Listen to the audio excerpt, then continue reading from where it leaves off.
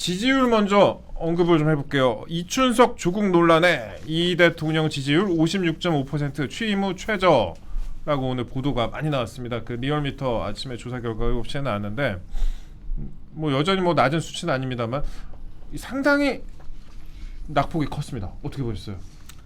생각보다 꽤 많은 폭으로 떨어졌고요. 그러니까. 이게 또 더불어민주당과 이재명 대통령의 지지율 동반 하락이 같이 이루어졌어요.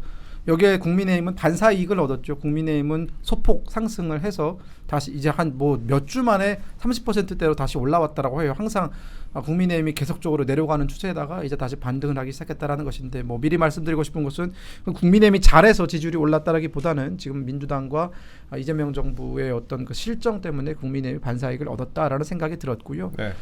이제 조금씩 이재명 정부에 대한 어떤 우리 국민의 판단이 시작된 게 아닌가. 즉 허니문은 끝났다라는 생각이 들었고 딱 요 시기 때 문재인 정부 때와 비교를 해보면 문재인 정부는 이쯤 그러니까 이제 집권한 지 한 3개월 때쯤에 지지율이 70% 후반이었거든요.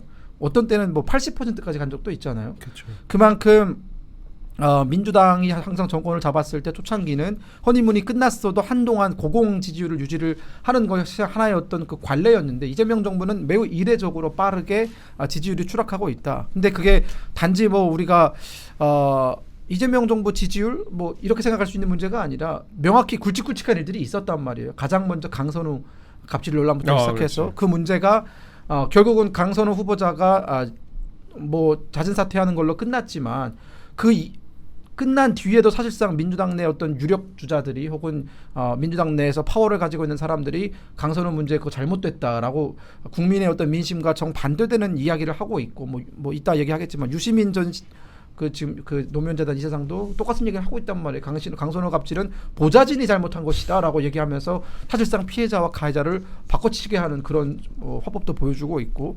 근데 강선우 논란이 조금 수그러들 만한 타이밍에 또 이제 굉장히 큰 이춘석 특히나 사선 의원을 지냈던 법사위원장의 어떤 그 차명을 통한 사실상 자신의 어떤 보좌진을 통한 주식 거래가 터지면서 근데 또 그 전에 진성준 정책위 의장이 지금 우리나라 주식시장을 뒤흔들고 있지 않습니까? 그러니까 여러 가지 악재가 꼬리에 꼬리를 물어서 지금 터지고 있다. 근데 그 동안에는 약간 그랬잖아요. 뭐 지지율이 하락하긴 해도 2% 포인트 이 정도였는데 이번 주는 유달리 컸어요. 6.8% 포인트 부정 평가가 늘고 긍정 평가가 또 6.8% 포인트 줄었습니다.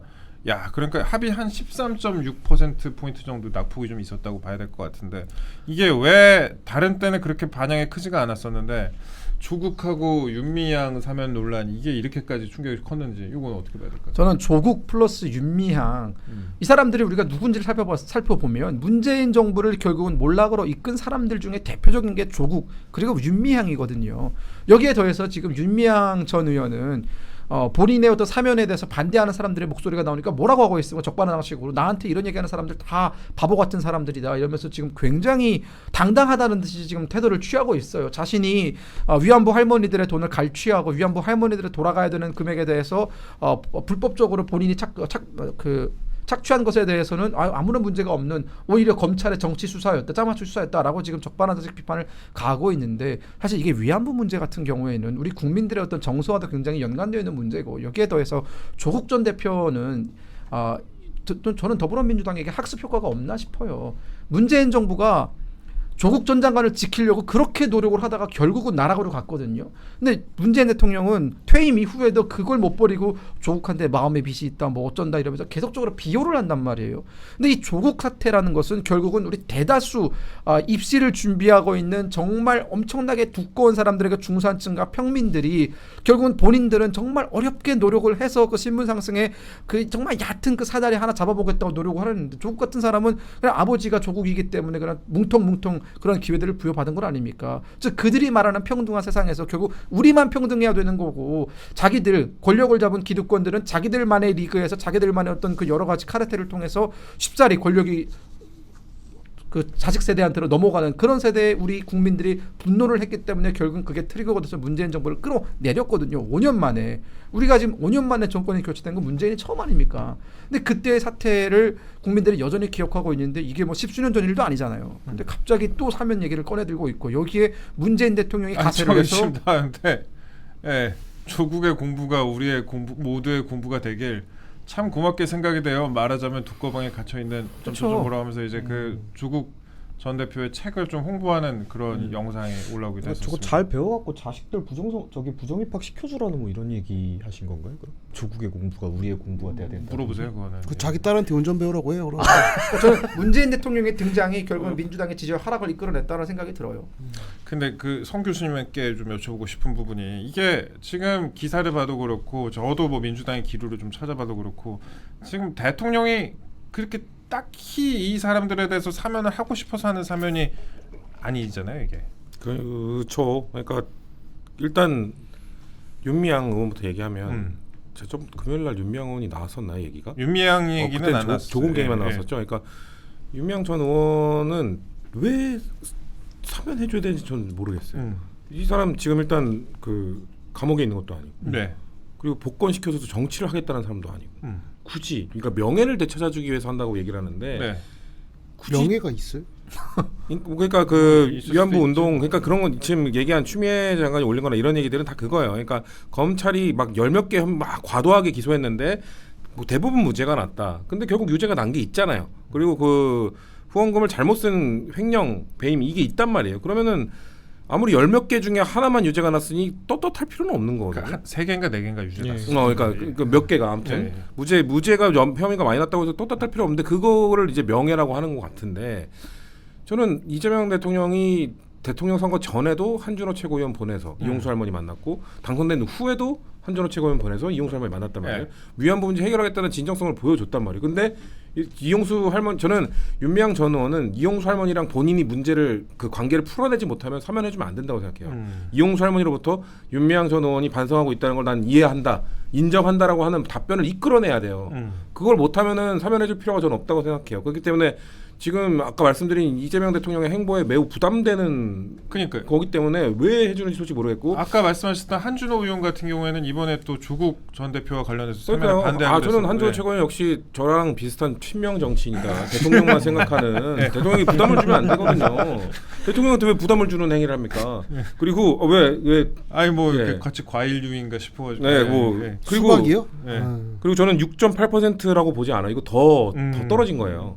왜냐면 국민의힘이 지금 이렇게 하고 있는데 국민의힘 전당대회에서 지금 뭐 전환길 효과로 막 이런 식으로 하고 있는데 6.8%다 떨어졌다 그러면 사실상 10% 이상 떨어진 거나 마찬가지로 보고요. 국힘이 이번에 오르긴 했습니다. 이 조사 보면 30%까지. 그러니까 이게 결국 지지율이 상대적인 거기 때문에 네. 국힘이 오른 것처럼 보이는 거는 민주당이 더 떨어졌기 때문에 오른 것처럼 보이는 거라는 거죠. 그러니까 일리 있네요. 더 심각한 거고 그리고 저는 강선우 때는 안 떨어지지 않았냐 이런 거 아니요. 저 그때부터 누적된 거라고 봅니다. 그렇죠. 그러니까 그렇죠. 강선우 때는 약간 이거예요. 사람들이 지지층에서도 그래 이번은 한번 본다 지켜볼게. 최동석 것도 좀 누적돼 있는 거예요. 최동 인사혁신처장도 사퇴 안 시킨다고? 사퇴 안 해? 진짜 안 해? 그러다가 이제 트리거가 뭐 이춘석이 됐건 어디가 됐건 어디서 터진 건데 누적이 됐기 때문에 지금 이렇게 되고 있는 거고 저는 그 금요일에도 말했지만 조국혁신당이 조국 전 대표를 지금 망치고 있다고 생각합니다. 전 조국 전 대표가 정치를 정말 다시 하고 싶으면 저는 조국 전 대표 이 정도 그 혁신당 지지를 총선 때 이끌어냈으면 네. 정치할 명분이 있다고 봐요. 그러면은 만기 출소해서 나와야지 정치할 수 있어요. 댓글에 왜 저래 갑자기. 저요? 왜?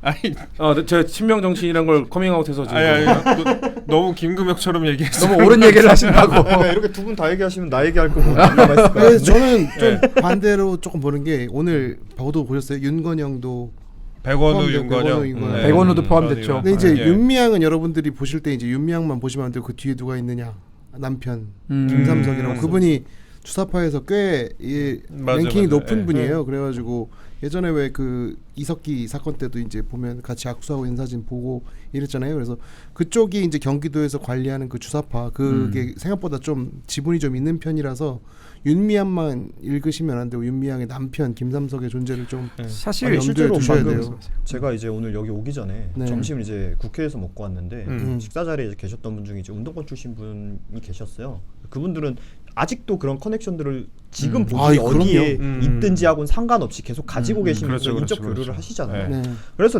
제가 진짜 물어봤어요. 아니 조국은 어떤 정치적인 그 수 계산에서 일종의 청구서를 내밀 게 있다. 그러니까 뭐 우리가 조국이 정당하냐 마냐하고는 별개로 이재명한테 이걸 해줘야 되느냐 마느냐라는 당위가 눈에 보이는데 윤미향 도대체 뭐냐 하고 얘기하니까 형님 잘하실 것 같아서 얘기를 하니까 뭐 자기도 뭐 정확하게는 모르는데 거기 경기동부 영향이 워낙 세고 네. 그런데 아직도 이재명이 거기 끌려다니네 이렇게 딱 얘기하시더라고요. 네. 그러니까 실제로 그게 있다고 봐요. 왜냐하면 조국은 얘기하신 대로 이게 뭔가 정치적 수가 있어요. 예를 들어 이 사람 이번에 사면을 시켜서 어디 뭐 지자체장 내보내야 되고 뭐 지선 내보내야 되고 전략적으로 뭐 그런 게 있을 수 있다고요. 근데 윤미향을 도대체 누가 원해요? 국민 누가 윤미향을 원합니까? 그러니까요. 지금 우리가 흔히 얘기하는 위안부 문제 이런 거 이야기하는데 이제 범죄 피해 참, 예, 뭐 참고로 보십시오. 예, 예. 진짜 와. 광화문에서 앉아 있는다고 이렇게. 아 근데 이런 표현이 방송 중에 어울릴지 모르겠지만 좀 역겹네요. 저거는 정말. 진짜 와 사람 와. 네. 아니 본인 사면 논의에 전혀 도움이 안 되는 예. 행위예요. 저는 조국 전 대표 못지않게 윤미향 전 의원이 지지율 하락에 일조했다고 생각합니다. 이게 저는 훨씬 크다고 봅니다. 조국 전 대표는 물론 저는 공감이 어렵지만 일종의 팬층이라도 있는데 윤미향 전 의원은 이거 국민의 그 뭐랄까 영린을 건드리는 그런 부분이 상당히 있거든요. 그리고 그래서 저는 이 윤미향이라는 사람을 정말 비판하고 나쁘게 볼 수밖에 없는 게 이 사람은 자기 운동의 그 정당성마저 다 훼손시킨 사람인 거잖아요. 실제로 이 사람들이 그 당시에 이용수 할머니께서 이야기하셨을 때 뭐라고 얘기합니까? 뭐 이분이 나이가 드셔가지고 뭐 기억이 혼동이 온다. 그게 이제 위안부에 부정하는 사람들이 제일 많이 쓰는 논리예요. 그 논리로 본인들이 보호해야 되는 피해자를 공격했단 말이에요. 거기다가 우리가 경찰서에 무슨 사기 피해나 무슨 범죄 피해 당해가지고 이제 피해자로서 뭐 조사 같은 거 이제 가면은 꼭 수사관이나 경찰분들이 얘기하세요. 조심하시라고. 피해 한번 입으시면 또 사기꾼들이 붙는다. 그래갖고 뭐 그 자기 범죄 피해 받은 거 뭐 회복시켜주겠다고 하고 사기치는 경우가 많아요. 실제로 사기 피해 받으신 분들 그래서 2차 사기 당하고 3차 사기 당하시는 분들 많거든요. 근데 솔직히 지금 이 윤미향이라는 사람이 결국 위안부 피해자분들한테 2차 사기 친 거밖에 안 되잖아요. 그러니까 우리가 그 사람들이 정말 민주당이나 진보 측에서 2차 가해란 말 정말 쉽게 하는데 이게 진짜 2차 가해입니다. 근데 이런 사람을 정치적 이득도 없는데 사면시키겠다? 그럼 뭐가 이상한 거죠. 그럼 얘기하신 그 경기동부 얘기가 전 나올 수밖에 없다고 봐요. 근데 저 지난 방송에서도 제가 언제 한번 여쭤봤었는데 송 교수님한테 이게 아무리 그래도 지금 대통령이잖아요. 거기다가 1급 체제다 이런 얘기까지 들었었는데 이렇게까지 눈치를 봐야 될 정도로 좀 뭐랄까요 토양이 좀 불안한 상황인가요? 어떻게 그 범 여권에서 봤을 때 저는 그래서 대통령에게 부담을 주는 이런 사람들이 너무 싫습니다. 이거 제가 풍계론 계속 아니, 얘기하는데 근데 풍계론 다른 어쨌든 데서 간에 나왔어, 지금 뭐 이렇게 뭐 이두품이든 어쨌든 간에 지금 그러면은 뭐 상대등이 된 건데 지금 김삼석이 성골이 진골이라니까. 그리고 윤건영이가 육두품이요. 네. 그 이재명이 이두품이요. 그럼 당연히 윗분들 다 살려드려야지. 근데 이미 자기가 이제 클래스가 올라가는데 아니 그게 다 끝났다니까. 이미 대통령 딱 하는 순간 그 다음부터는 성공했잖아. 네. 그럼 그 다음부터 이제 정부 요직에 있는 뭐 대통령이 임명할 수 있는 자리가 한 100만 개 된다잖아요.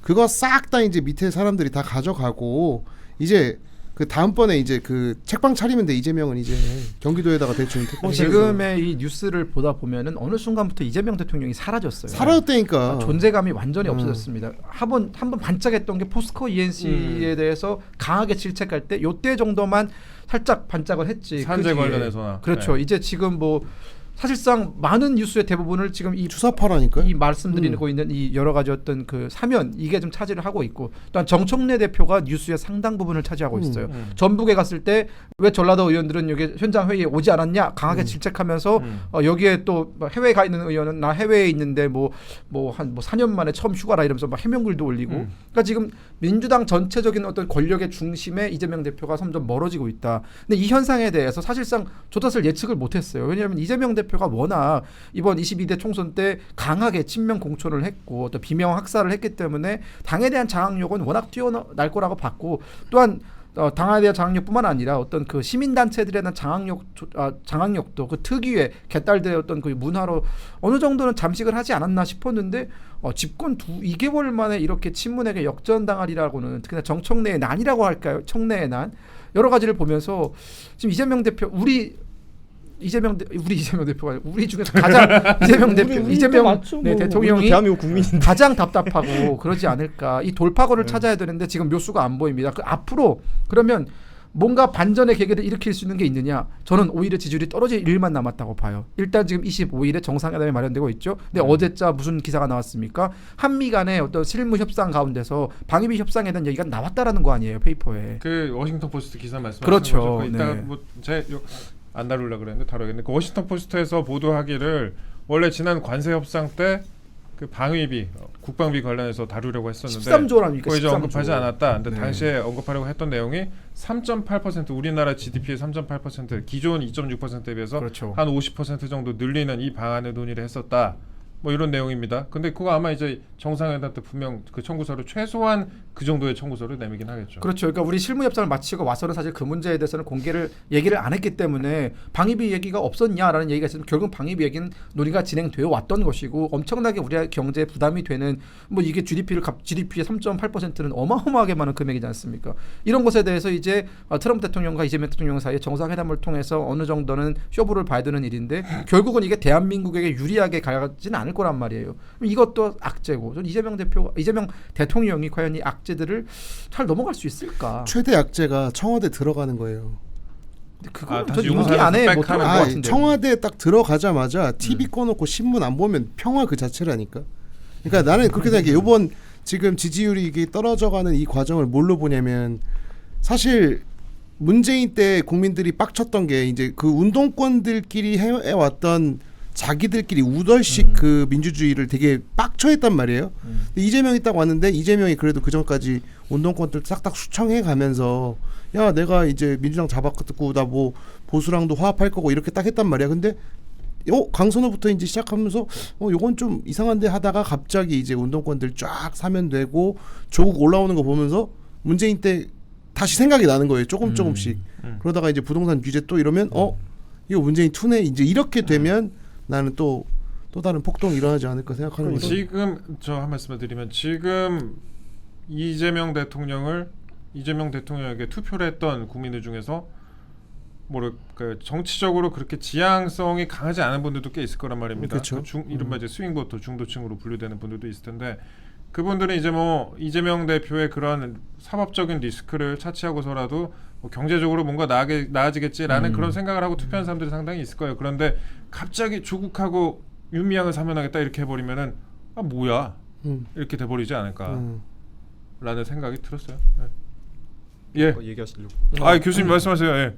그래서 저는 저번 주 금요일에도 이거 몇 시간 한 2시간 뒤면 나오는 건데 이런 얘기하기 좀 그런데 네. 아직 끝나지 않았다.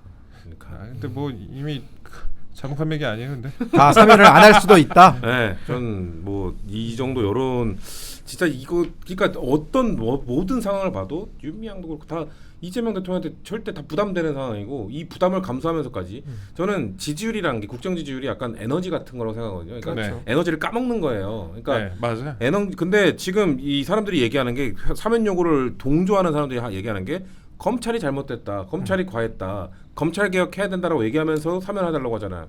두 개 동시에 못해요. 선택과 집중을 해야 된다고 생각합니다. 저는 검찰 개혁할 거면 검찰 개혁에 쓸 에너지가 따로 있는 거고 그 에너지를 지금 여기다 써버리고 있는 거예요. 만약에 지금 이렇게 지지율 깎아먹으면서 이 사람들 사면해 주잖아요. 그럼 검찰 개혁할 때 국정 동력이 없어요. 예? 국정 지지율이 웬만큼 70%까지 나와줘야 그 검찰 개혁 정도의 파이가 큰 개혁을 할 수 있는 건데 지금 왜 여기다 에너지를 쓰는지 모르겠다는 거예요. 저는 지금 그럼 나중에 지지층이 왜 개혁 안 하냐, 왜 개혁 안 하냐 이 얘기 할 거라고요? 개혁 못하게 만들었잖아요. 지금 이렇게 에너지 까먹도록 놔뒀잖아요. 그 그러니까. 386 주사파들은 일반 사람들이 무슨 생각하는지 관심이 없어요. 그러니까 저는 진심으로 자기들이 그냥 하고 그냥 넘어가면 된다고 생각해요. 만약에 오늘 사면 안 한다라고 결론 내리면 저희가 다음 주가 아니죠. 수요일 방송에서 박수 한번 치고 시작을 아니 뒤에다가 이재명 저기 뭐야 그 초상화 해놓고서 방송하기로 했잖아. 그거 좀 거부감이 든다. 거부가 안 됩니다. 그거는 나는 이 정도 하면은 해줘야 된다. 줄 건 주고. 아니 그러니까 지금 이렇게 대통령이라고 하는 권한을 정확하게 가지고 있는 사람이 왜 이렇게 끌려다니는가라는 현상은 사실 우리 입장에서는 이해가 잘 안 되잖아요. 그쵸. 그러니까 저도 사실 이해가 잘 안 되는데 네. 그래서 결국 아까 얘기 나왔던 그 운동권 감성을 좀 생각해봐야 되는 것 같아요. 그게 과거에 흔히 얘기하는 언더 오버 뭐 이런 게 나눠져 있고 그래서 실제로 바깥으로 드러나는 대장이나 이런 사람은 실제로 사실 대장이 아니고 그 밑에서 뭐 있다는 그게 실제로 그때는 그랬고요. 근데 이게 그때는 그랬다 이건데 그게 벌써 30년 전 얘기 40년 전 얘기 아닙니까? 근데 그게 아직도 그런 서열과 그런 권력 구도가 유지되고 있다는 거예요. 아니 저 공산주의 국가들 보면은 그냥 계속 가장 계급을 사랑하는 사람들이 가장 전체주의적인 사람들이고 그 사람들이 만든 게 공산주의 국가 아니에요. 저는 방금 기자님 얘기하신 대로 그 운동권 사람들은 정말 대중의 정서에 관심이 저는 없다고 전혀 없어요. 왜냐하면 대중의 정서에 조금이라도 관심이 있었으면 윤미향을 광복절 사면으로 하겠다 이거 거의 티베깅이지. 이거는 거의 진짜 엄청난 모욕이지. 아니 그 유시민이가 좀 더 얘기할 거지만 유시민이가 지금 뭐 강선우 얘기하면서 이거 보좌관이 잘못했고 이런 얘기를 할 수 있다는 게 아예 신경을 안 쓴다는 거예요. 니들이 감히 어딜 까불어 이러면서 이거 벌레 같은 놈들이 이런 입장이라니까 진짜로. 그러니까 뭐 말로는 평등하지만 사실은 거기는 계몽주의예요. 나보다 다 멍청한 인간들이라서. 아, 그렇죠. 내가 가르쳐줘야 되는 사람들이고. 그러니까 니들은 평등해요. 그렇죠. 상부 구조와 하부 구조를 나누는 거기 때문에. 그게 조국이 얘기했던 이제 그 우물 개구리 가분개 논리가 그거 아닙니까? 너네 니네는 가재에 평등하고 개체를 살아 이거잖아. 조국 얘기를 하시니까 제가 그 딱 보고 깜짝 놀란 글이 있어갖고 하나 긁어왔습니다. 근데 좀 말씀을 좀 드리자면은 중앙일보의 모 기자 유성훈 기자라고 계시는데 그분이 이제 SNS에 올리신 글이에요. 본인의 페이스북에 올린 글인데 숙명여고 쌍둥이 사건 여러분들 아마 기억하실 거예요. 이 사건이 이제 조국 전 대표 일가 사건하고 뭐 구조가 좀 유사하죠. 이제 뭐 약간 입시에 성공했다, 입시에 실패했다, 그 정도 차이가 있을 것 같아. 입시 뭐 나중에 이제 수능을 본 것도 아니니까 근데 그런 차이가 좀 있는데 요 그 숙명여고 사건 교무부장이었던 그 아버지가 시험지를 여러 번 훔쳐가지고 자녀를 위해서 그 죄를 저질렀는데 요 징역 3년을 징역 3년을 선고받아갖고 만기까지 채우고 부격을 했습니다. 그렇게 부격을 했는데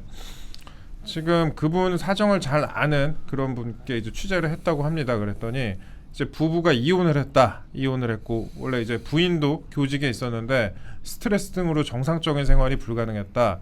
남편이 3년형을 받고 형기를 모두 채운 뒤에 얼마 전에 출소를 했는데 엉망진창이 된 두 아이를 데리고 서울에서 멀리 떨어진 지방 모처로 이사를 가서 살고 있다. 주유소에서 기름 넣고 살고 있다고 합니다. 그래서 아이들이 이제 대인기피증을 겪고 있는데 하루 종일 집안에만 틀어박힌 채 핸드폰만 잡고 있다. 밥을 방으로 밀어 넣으면 먹은 뒤 다시 그릇을 내놓는 수준이라고 한다. 이혼을 택한 부인의 심정도 이해가 됐다라고 합니다. 물론 뭐 이분들 당연히 잘못한 겁니다. 굉장히 잘못한 거고 우리나라 가장 민감한 부분을 건드리고 이랬고 뭐 심지어 이제 실형을 선고를 받고 복역을 하게 됐고 굉장히 잘못한 일인데 그런데 그 쌍둥이가 봤을 때 조국 일가에 대해서 어떻게 바라볼까라는 것이죠. 그러니까 조국 일가 뭐 베스트셀러 냈고 책으로도 성공했고 그 다음에 뭐 영치금으로도 상당한 부를 쌓았죠. 거기다가 그 딸 같은 경우에는 조민 인스타 보세요. 뭐 화장품 사업까지 했고 좀 제가 알려드릴까요? 조국 혁신당에 있는 국회의원들이 조민 거 화장품 홍보해주는 링크 올리고 있어. 나 이거 진짜 정신 나간 짓이라고 생각하거든. 그거 근데 그런 거 아니에요? 혹시 뭐 이렇게 쿠팡 이런 거 올리듯이 몇 % 자기가 먹고 이런 거 아니고? 모르죠. 그건 모르는데 그 해시태그까지 걸어가지고 그거 올리는 거 보고서 저 당은 진짜 그냥 팬클럽 정당이구나. 내가 저는 진짜 아니 그래가지고 그 쌍둥이가 조국 일가를 어떻게 볼까라는 글로 이제 마무리를 하는데 그런 거죠. 이런 조국 전 대표를 왜 사면해야 되는가? 지금 대통령이 사면해야 되는가? 근원적으로 좀 궁금증이 든다. 우리가 그 얘기에 대해서 지금까지 좀 얘기를 나눴죠. 그러니까 뭐 숙명여고 그 사람들 자업자득이지만 그분들이 봤을 때 대한민국 국민은 법 앞에 평등하다라는 명제가 과연 조국 일가에겐 지켜지고 있는가? 당연히 되물을 수밖에 없죠. 아니 이게 너무 이상하잖아요. 누가 봐도 부정한 입시를 저질러가지고 그런 일 저질렀던 사람이 그냥 뭐 쭉쭉 잘 나가. 아니 근데 뭐 좋죠. 뭐 자기가 범죄를 저질렀다고 뭐 굳이 뭐 사회에서 매장을 당해야 되고 그런 건 아니지만 그런데 그 사람들은 본인들은 이렇게 뻔뻔하게 사는데 왜 타인에게는 그런 같은 잣대가 들이대지 않느냐. 특히 거기다 흔히 얘기하는 민주당과 조국혁신당 같은 범진보 지형에서 이런 사회적인 도덕적 잣대를 상대방들에게 얼마나 많이 휘둘렀습니까? 특히 조국. 근데 뭐 당사자들은 전혀 그런 기준을 지킬 생각이 없으시고 사실 당내 지금 분위기도 비슷하죠. 윤석열 정부랑 비교를 하는 거죠. 그러니까 네. 저는 그러니까 당내에서 저 같은 목소리를 내는 우려를 하는 사람들과 공존하고 있었는데 이 여기 딱 역전된 게 일단 송원석 저번에 금요일에 얘기한 것처럼 송원석의 문자 그것도 있었고 윤석열 정부 때의 사면 그러니까 김기춘 비서실장이나 김관진 국방부 장관은 대법원 확정 일주일 만에 사면해줬고 김태우 광서구청장 3개월 만에 사면해주고 선거 내보냈잖아요. 근데 또 우리가 그건데 배워야 되는 게 그렇게 해서 맞아요. 망했잖아요. 근데 물론 또 총선 때는 서천호 지금 그 경남 사천에 있는 네. 서천호도 사면시켜주고 내보내서 당선이 되긴 됐죠. 그러니까 그런 사람들에 대해서 그런 공천에 대해서 그런 사면에 대해서 우리가 비판을 했잖아요. 네. 근데 우리가 똑같은 짓을 하고 있는 거잖아요. 뭐 형이 좀 비교했을 때 형이 그쪽이 훨씬 높은 것도 뭐 있긴 한데 적어도 그렇게 해서 정권 교체하고 그렇게 해서 비판을 받았던 정부가 했던 일을 저들은 하는데 왜 우리는 못해? 우리는 과하게 검찰이 과도하게 기소한 거잖아. 라고 한다고 국민이 설득이 될까?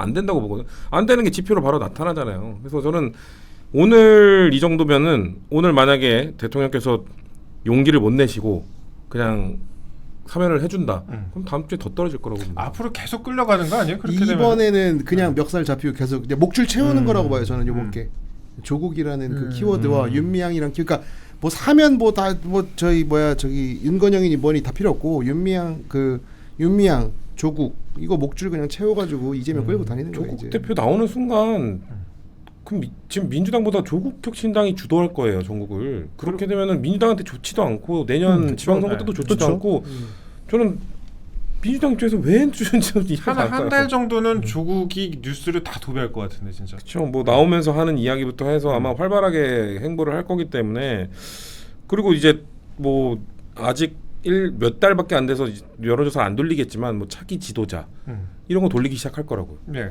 그러면은 조국이 잘 나와. 그러면은 바로 이재명 대통령한테 영향을 주죠. 지금 살아있는 권력이 바로 그 다음 권력으로 넘어가는 게 너무 일찍 시작돼 버릴 수 있단 말이에요. 그렇기 때문에 저는 굳이 지금 오케이 전 빚이 있고 뭐 문재인 전 대통령이 부탁하고 이런 거 다 알겠어요. 근데 지금 이 타이밍에 하는 거는 전 아까 말했지만 조국 대표한테도 안 좋고 이재명 대통령 양쪽에 다 좋은 건 누구다? 조국 혁신당밖에 없어요. 아니, 저는 뭐 하나 궁금한 게 그 김진욱 씨는 왜 비서관 사퇴한 거예요? 뭐 비판과 논란이 조국 많으니까 그 사퇴를 깡패. 한 거죠. 아니 네. 그거 뭐 알고도 저는- 유명한 거 아니야? 근데 저는 그분이 예. 그 2014년 성남시장 그때 수행부터 시작을 한 걸로 네. 알고 있는데 그 과거에 뭐 좀 안 좋은 잘못들 범죄를 저지르기도 했고 그런 문제가 있었던 사람은 맞죠. 네. 근데 그 이후에 14년 이후에 의전과 수행 쪽 일을 쭉 10년 이상 하면서 그 관련된 업무에서 문제를 일으킨 적은 없는 걸로 알고 있거든요. 그럼 저는 개가천선한 걸로 봐줘야 되는 건 아닌가. 근데 또 이런 기준이 있습니다. 아무리 개가천선했다 했더라도 과거에 그 정도의 범죄를 저지른 사람이 고위공직자에 가는 게 맞느냐. 또 이거는 국민 눈높이를 맞춰줘야 되는 거기 때문에 지금 그러니까 몇 급 정확히 성남 2급이에요, 2급. 예. 그러니까 성남시장 때 정확히 몇 급을 쭉 하다가 쭉쭉 올라온 건지 몇 급은 정확히 모르겠습니다만 이제 2급 정도 올라오니까 이제 국민 눈높이에 안 맞는 고위공직자가 된 고위공직이 된 거죠. 네, 근데 방금 저 교수님 말씀 중에 개과천선이라는 표현을 쓰셨는데, 그러니까 교수님 표현대로 만약 그 사람이 정말 개과천선한 게 맞다면 저는 고위공직자의 기회도 갈 수 있다고 봐요. 그러니까 과거에 누구나 다 잘못은 할 수 있는 것이고 잘못에 대해서 법적으로 책임을 졌고 사람이 뭐 마음이 변할 수 있는 거잖아요. 근데 우리가 지금 문제 제기를 하고 있는 것은 그 김진욱 비서관 그분이 과연 개과천선을 했느냐의 문제거든요. 그러니까 우리가 그 사람이 개과천선을 했는지 안 했는지의 부분에 대해서 확인할 수 없다라는 게 문제고 이재명 대통령이 뭐 성남시장일 때 수행 비서를 했기 때문에 개과천선을 했다. 이건 사실은 조금 어폐가 있죠. 왜냐하면 개과천선을 안 했어도 이재명 뭐 당시 성남시장이 내가 이 사람 마음에 들어 이 사람 씩씩하고 뭐 옛날에 건달 좀 했는데 좀 여러 가지 면에서 좀 씩씩하다 이러면 데려다 줄 수 있는 거거든요. 왜냐하면 수행이라는 자리는 막 엄청난 고도의 전략적 판단을 요구한 자리는 아니니까. 근데 그런 식으로 맺어진 관계가 지금까지 이어져 가지고 결국 그걸 끊지 못하고 개과천선이 됐는지 안 됐는지의 여부가 확인되지 않은 상태에서 조폭 출신의 그 이력을 가진 사람이 그 자리까지 갔다라는 건 문제가 될 수 있는 거죠. 조폭 출신의 이력이라 하긴 뭐하고 조폭이 연루된 사건에 뭐 그렇죠. 관여가 됐었다. 그러니까 예. 저는 제가 뭐 거의. 검증을 할 수는 없잖아요. 근데 적어도 제가 말씀드리는 거는 그래도 측근으로서 10년 넘게 활동하면서 제가 그 사람과 만약에 정말 과거에 그거를 품성을 갖고 있으면 뭔가 드러났을 거예요. 근데 저는 솔직히 김진욱 하면 동명이인의 그 전 대변인 네. 그분이 사실 페북에 저 아닙니다라고 계속 글을 올릴 정도로 축하의 문자를 너무 많이 받아가지고 그분이 저도 그분으로 진욱이 나한테 말도 안 하고 이런 데 간단 말이야. 약간 생각할 정도였어요. 그러니까 네. 적어도 트러블을 일으키지 않고 일을 10년 동안 했다는 걸로 저도 물론 이게 다 개가천선의 증명은 안 됩니다만 적어도 저는 문제를 일으키지 않고 일을 했던 사람으로 전 인지를 하고 있어서 아이 이 정도면 사면 받은 사람도 아닌데 인정해 줘야지. 아니 근데 저는 그러면 차라리 선출직을 나오시라고 해요. 그래갖고 진짜 국민들한테 이 사람들이 고위직에 있어도 되는 사람인지 국민들한테 판단 받으시라고 공천을 줘버려요. 어때요? 근데 이분은 왜 그만둔지 진짜 모르겠어. 지금 아무도 안 쳐다보고 있는데. 저는 바로 문제가 되자 그만둔 거 보고 이런 사람이 친명이다. 이런 사람이 치명이죠. 진짜 대통령에 부담되니까 바로 나오잖아요. 만약에 다른 충신이긴 진짜 하네. 가짜 친명들은 버텨요. 대통령 믿고 버틴단 말이에요. 이 사람은 진짜 친명이에요. 그리고 또 저희 가보면 빡빡하거든. 성남에서 대충 구르면서 사는 거야. 용산 요 근처에서 사는 아니, 게. 총리실이라 별로 일도 없어요. 아이, 총리실은 그래도 아, 총리실 일 많아요. 일단 삑삑 찍고 들어가는 것부터가 빡센데야. 그 동네 다 보안구역이라. 그 저 성남시는 세종 살아야 되고 또 세종 살아야 되고 또 서울 왔다 갔다 해야 힘들어. 되고. 성남은 와서 가서 왕이잖아. 그럼 그분은 그러면 조폭을 반달 같은 건가요? 아이 그뭐 최무식이라고 할게요. 최무식이라고 합시다. 포지션 아니 근데 이게 저는 뭐 요즘 교폭이 맞다고 생각합니다. 저는. 방송에 그분의 한마디 행적을 한마디를 봤을 때. 조심해야 되는 상황이었고 국제 마피아와 우리 연루돼. 파출소 만나면 안 되잖아. 또 제명 있는 그쵸. 파출소에서 만나면 안 되잖아. 네. 아이 그거 거기는 아니 우리 이분이 보지도 예전에 않아. 서현동 풍리마을 오티스트 사건 때 현장 계셨었던 것 같아요. 맞아요. 그쵸. 그 사건이었어. 이거 그런데 그런데 무슨 네. 뭐 그러면 아니다 그럴 수 있겠다. 그냥 그러니까 이긴 친한 동생들이 최고도 모였길래 보러 갔을 수 이긴 있겠다. 사무총장도 그 사건에 연루된 사람이고 그렇지 조폭이란 단어를 쓰진 않아요. 네. 만약에 조폭 뭔가 증거가 있으면 이긴 사무총장 쓸 저도 거라고. 제 개인적으로 소폭이라고 생각한 소폭 것뿐입니다. 소폭. 조만간에 저희 방송에 이긴 지금 사무총장이죠. 예, 네, 저희 출연할 것 사무총장님. 같은데 그 저희가 한번 질문해 보는 것으로 하겠습니다. 아이고. 뭐 이 정도로 하고요. 거기 풍림하이원 그게 분당 딱 서현동 엄청 커요. 가장 네, 핵심적인 들어가자마자 위치에 있는 있어요. 건데 네. 뭐 유리창 깨진 것도 있고 맞아요. 막 지금 네. 어떻게 됐나 모르겠네. 그 용역업체 몰아내는 과정에서 네. 그 물리적 충돌이 있었던 거잖아요. 보안업체 원래 있던 보안업체를 밀어내고 자기들이 먹겠다라고 하면서 그 조폭들이 이렇게 쭉 도열해 있는 사이로 원래 그 보안업체 직원들이 줄줄이 끌려 나오는 다 영상 찍혔거든요. 그게 그 풍림아이언 가보면은 그 엄청 큽니다. 그 오피스텔 빌딩이. 네, 아수라요, 아수라. 요거 하나만 더 다루겠습니다. 이게 뭐 지금 성시훈 교수님 와 계시지만 여당을 비판적인 내용을 많이 다룰 수밖에 없죠, 사실. 어떤 정권이든지. 그럼 늘 그러셨으면서 예, 뭐 새삼스럽게 뒤에 아닌 내용도 좀 있어요. 근데 어쨌든간에 근데 나 아까 그거 어. 그 숙명여고 요거는 예, 그냥 기자로서 예. 그냥 이런 생각이 드는데 조국이랑 숙명여고 그 쌍둥이를 같은 선상에 올린 게 맞나? 이제 시험지를 갖다 뽑아준 아빠랑 인턴 품앗이 한 거랑 나는 그거는 좀 다르다고 봐. 근데 이제 좀 그 거기는 선생이 버라이어티 하니까 거기 그러니까 위조가 버라이어티 선생이 하니까. 정량 평가에 사용되는 시험지를 예. 뽑아서 자기 딸내미에게 줬다랑 아는 사람 전화해 최영 같은 놈들한테 전화해가지고 아 이거 좀 해줘 이거랑은 동일선상에 보게. 제가 해야 될 얘기인데 저는 굳이 저는 팩트에 대해서 역시, 얘기하는 거예요. 역시 그러니까, 아, 그러니까 정량 평가랑 정상 평가에서 서포트를 해주는 거는 범죄의 질 자체가 다르거든요. 그뭐 아니, 3년 대 근데 2년 그게 정도로 국민들이 비교해 받아들이기에 보시면 뭐 크게 조국 다르겠어요. 아들의 오픈북 시험을 조국이랑 아니 내가 기자인데 이런 말은 정도는 해야 되는 거 할 아니야? 수 있지. 아이 뭐 잘하셨어요. 뭐 체크할 수 뭐, 있지. 근데 네. 정량 평가 시험지를 빼돌렸다는 거는 이건 대한민국 국가 그 교육 역사상 가장 참 최악의 참사였던 것 같고 그다음 전 그것도 있어요. 뭐요? 그 서울시에서 공무원 시험지 빼돌린 사건 그 기억나세요? 그러니까 그런 게 요즘은 있었어?